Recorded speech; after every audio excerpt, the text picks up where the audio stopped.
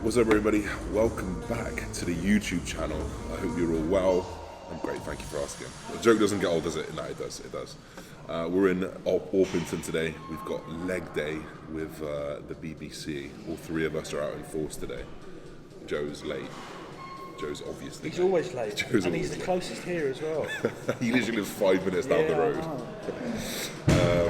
But today's video, we're going to talk to you all about the ins, the whys, the hows, the reasons why that we train the way that we do. You know, the reason why we're going to feed, and the reason why volume's a little bit low. We'll give you a little bit of a sit down later on and we'll explain that.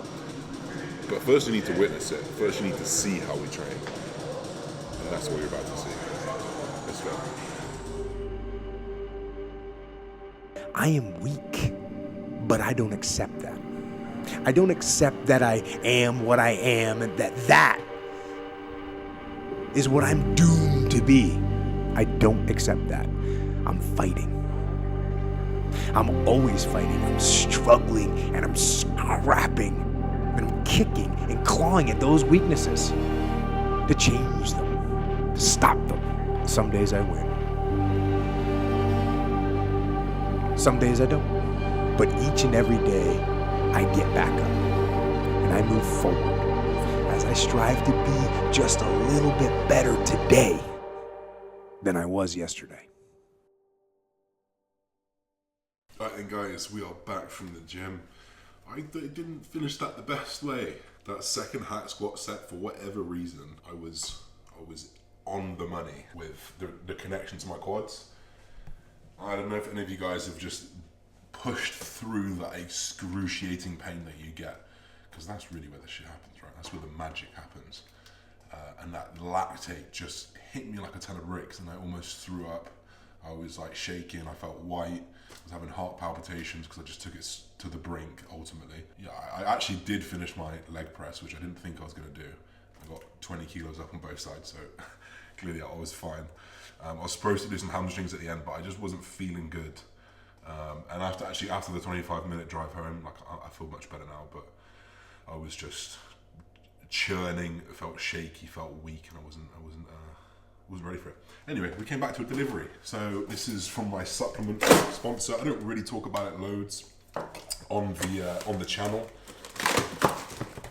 Ultimately, because someone told me that this is too much of an advert on my channel, so I stopped doing it so much. But if you guys are interested, Insight Supplements, they're an insight into American supplements, as well as a few very, very, very good English ones. The best thing about this website, the best thing about this brand is that it all passes through testing, control testing. Like, we get sent out new products, we'll try them for a month and then they'll bring them to the table. So there's a few new things in here which I'm excited to try. I've got my standard creatine. With creatine, I just have 5 grams a day, nothing special. And then we've got some EAAs here, just because I was running out of EAAs as well. This is a new one right here that I'm looking forward to trying. This is Alpha Gen pre-workout. I've seen Tom talk big things about this. So I'm very, very excited to try this, and I'll give you guys a review very soon. We've got the standard support max here. This is an essential for any assisted user, anyone who is utilizing anabolics. This will cover your organs the best that you can. You should do more than just the basics, but this is the basics. We've also got Morpho Pump. So this is something that I'm interested to try. It's obviously the same brand here. This is a pump-based formula, but in tablet form, and it's supposed to be very, very good. I always drink my pre-workouts and my pump formulas, but this is going to be tablets, which I'm excited to try. And then I've just got a re-up of my intra carb, which is a highly branched liquid dextrin. And yeah, this is my stock for the month. I get to choose whatever I want, obviously. I've got a lot of protein in there, I've got my health supplements there, so I just get the little things that I need to top up for. So thank you to the guys at Insight, Josh, Dan, for discount on all your orders. Let's get into the topic of the video. Right then, guys, we are sat down, we are calm, and I thought during this time, when I bring my heart rate down for my post-workout food, I would talk you through the reasons why I train, how I train, and a pretty in-depth look into the reps, the sets, the volume, the fatigue management, and all these things, because I get a lot of these questions, and it is quite hard to answer in a one sentence or in a DM or even a voice note sometimes. So I'm going to spend this next few minutes just explaining. and we'll try and do it in an order that makes sense. There'll be a few things, a few key terms that we'll need to distinguish, but we'll do that as we go through. So first things first, I want to talk about the RPE. So RPE, or R in IR is reps in reserve, or rate of perceived exertion, which is how many reps you're leaving in the tank out of 10. Say 10 is true muscular failure. You say RNR 7 or RNR 3, you save 3 reps. RPE 7 would be like you save 3 reps as well. So my RPE is 10. I work to failure on every single movement once I've warmed up and established myself safely. So we know pretty much from research, the closer that we work to an RPE 10, a rate of perceived exertion 10, or failure, the bigger the hypertrophic response, and it gets exponential, and actually it will curve off at the top. So if you can imagine a graph, you've got this nice steep incline, the higher we go up to 10. As we get to 8, it'll start to curve off. If we get to 9, it'll curve off. As we get to 10, it'll be at its peak, and it will be higher than 9, 8, 7, but it's a little bit slower as we get closer and closer to that failure. But not only the closer to failure do we recruit more muscle and recruit more motor units, which is essentially the action of the muscle there. You do have the caveat of having a little bit more fatigue the closer you do work to 10, especially when you've acquired the skill of training to failure, because that is what it is. And this is one of the issues that I have with RPE, is that most people don't have the skill to hold back 2 reps because they don't know where 10 is. And quite often when they set RPE 7, RPE 8, or whatever it is, they're actually at 5, 6, 4, whatever it is, because they've never truly been to that place. So I think the skill of training to failure massively helps your ability to stimulate hypertrophy. So there's quite a few arguments for and against. This is not saying that going to failure is the one. It's just a route that you can take. There are more ways that you can grow muscle than just training to failure. This is the one that I find really, really works for me.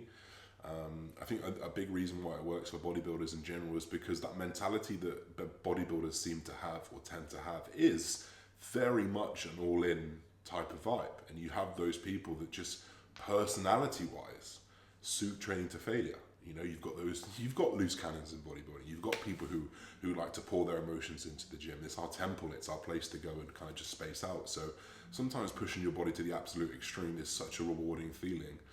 It kind of just makes sense to do it because enjoyment is such a big proportion of training as well. But that's not to say that you can do RPE. I know some people who are very, very calculated, maybe slightly more reserved as people, and they tend to prefer the calculated R&R approach where they can progress things over a certain amount of time. But personally, I've always felt like I fall short if I train like that, rather than delving deep into that motor unit recruitment and really trying to get as much stimulus as you can. But of course, the caveat of that is fatigue. And this is where I'm doing half the amount of sets that a lot of these people are doing. So we're going to break down the reps, the sets, and the volume aspect of these things right now, just so it makes sense. So I generally work over a rep scheme of 6 to 30 reps. There will be the odd 5 repper here and there, but I'll never really see any benefit in going below that. Now it's because most of the research tells us we can grow pretty equally over those rep ranges. Between 6 and 30, we can grow. You can stimulate hypertrophy. So in my opinion, you would be amiss, you would go awry if you didn't actively train within those rep ranges, and I mean across the whole of it. So this is why we have set rep ranges. Now for me, most of my sessions, you'll see a 6 to 10, which is hitting that lower portion. You'll see a 10 to 15, which is, again, that middle portion. And then every now and again, when you've got things like a rest pause, you've got things like a drop set, this is when we're delving into those deeper, higher rep ranges, because we know we can still facilitate growth there. We don't necessarily know which one grows the most muscle. So for me, you know, by that I mean, we can't say for sure you grow more at 6 reps than 30 reps, or vice versa. So for me, it doesn't make sense for you not to hit that wide spectrum of rep range that you can hit, and we know that you can grow across a session. So immediately, if you're missing out maybe the higher rep ranges, which I'm sure a lot of you are, because it's very easy to do the lower rep ranges and be done, I would encourage you to try and bring those in every now and again, but also know that the caveat to those is fatigue. Now, in terms of sets, I've just broke down my sets for you per week. The general volume landmarks that people like Mike Israetel talk about, they're very, very good. They're very, very good landmarks to go off. I think they range from about 8 to 10 to about 20. And obviously, the closer to 20 sets you go on a body part, the less intense that's probably going to be. There is no way in hell I could do 20 sets of legs after you've seen that leg session. We could not do that. So right now, at the moment, with my chest and my delt and my back, I'm hitting 12 sets across a 5-day period. Because at the moment, I'm training 2 on, 1 off, and I've hit my push sessions twice and my pull sessions. So I have two push sessions where I'm hitting 6 sets of delts, 6 sets of chest, and I've got 1 back session where I'm hitting 12 sets of back. Now, the reason why I split the volume on my chest and delts is because I want to be more effective with those sets, because it's something that I'm really trying to grow. Whereas I know my back is not necessarily a strong point, but it's on the back burner for the focus of this mesocycle, just because I need to hang with the big boys, and my back nearly hangs with it. I'm sure by the time I get on stage, it's going to hang with them, but I don't in terms of fullness up here, which is why I've been pushing more there. And then arms, 9 sets a week, or 9 sets every 5 days, so it adds up a bit more over the week. And they'll be split as well, because I'm trying to focus on those. And then legs, I wear shorts, ultimately I wear shorts, and for me to facilitate more training volume to my upper body, it needed me to take away from my lower body. And that hasn't really affected me. I feel like I've grown my legs really, really well, just hitting 10 sets every 5 days. And that's in one session as well, and that is split between hamstrings and quads. I can't remember the exact split. It's probably 6 quads, or maybe 6 quads, 4 hamstring, or maybe 5. It's very, very similar, and that's only across the week. So I've been doing 5 sets on quads and 5 sets on hamstrings, and they are growing very, very well. So it proves to me that you don't need those crazy high volumes if you've got the intensity there. Now, I think what a lot of people who train R&R get carried away with would be volume. Now, volume, depending on how you define it, is most people define it as working volume. So it would be the working sets times reps times weight. So you have 100 kilos, you do it once, so that's 100 kilos of volume. We know, generally speaking, that a trend upwards in volume is you're going to grow muscle, because we know that increased volume is, the big saying was, volume is the main driver of hypertrophy, but we are slowly but surely realizing there's a few more aspects of hypertrophy, like mechanical load, so actual weight on bar. So for example, a lot of people worry who do these very fixed sets. I don't progress my sets upwards, I don't take them away really, I just keep them where they are, and I put load up, and my volume goes up with that. So I think what a lot of these guys get carried away with, and actually in my DMs is a lot of the people that I'm talking to about it, because they want to challenge me with training to failure and whatnot, is they get very carried away with solely pushing up volume. And sometimes that comes at the lack of intensity. So let's say you did 100 kilos of volume last week, and it really, really took you to that, that brink or whatever it is. And you go in and you do 110 kilos of volume is the idea, and the week after is 120. You could do that extra 10 or 20 kilos of volume, but you could do it at like half the intensity, and you could accumulate it, right? So let's say you do 5 sets of 10 kilos, you've accumulated more volume, but it's at the sacrifice of intensity. And I think a lot of people just get carried away with trying to get volume. So they do these junk volume sets where they're just trying to push the volume up for the sake of it. And they really start to forget about the huge bang for your buck that actually just fucking weight on bar counts for. Just getting strong, having more weight go through that muscle than the week before. Yes, maybe volume is down 100 or 200 kilos over a whole set, but you've had that additional X amount of weight on the bar, which does count for something. We know it counts for something, and the volume difference isn't crazy. The volume difference is never going to be 1,000 kilos of volume. It's going to be a rep here and there, because if you do a 200 kilo squat, and the next week if you do a 200 kilo squat for 10 reps, that's 2,000 kilos of volume. If you go in the next week and you do 210 kilos, but you only get 7, yes, that may be less than 2,000 kilos of volume, but that extra 10 kilos of load is definitely going to account for some hypertrophy. So my advice is, yes, volume needs to go up, but so does your strength. And if you combine increasing volume with increasing mechanical load, increasing strength, you've got a very, very good recipe for muscle growth. Finally, what I want to touch upon is the fatigue aspect. Yes, it will be hard. Yes, you will. If you've never trained to failure, it's going to kick your ass. Yes, it is.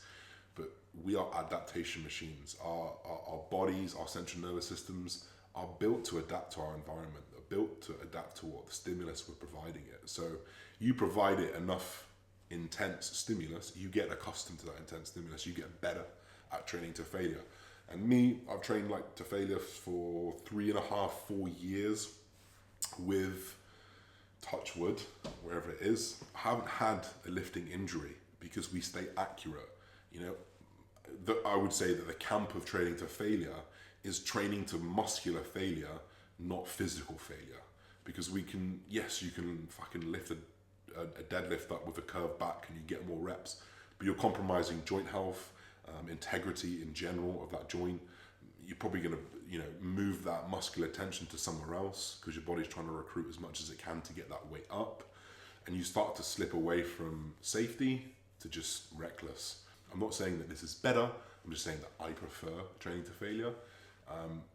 There's never really been a rep that I shouldn't have taken in like 3 years because I'm so calculated with where my body is, I'm so precise with where I'm going with failure. I don't let energy leaks happen with poor form, and when it does happen, that's my set done.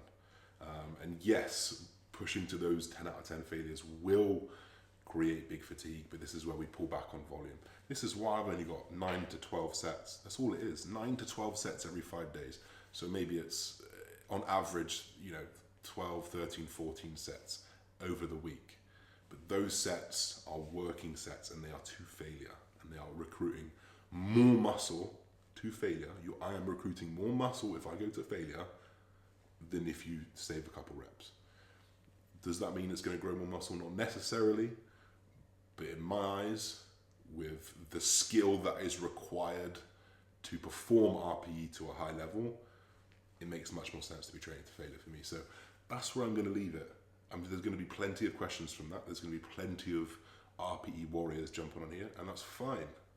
Jump on here, come for a session, let's see how well you can hang out. Nice one, guys. We'll see you soon. Peace.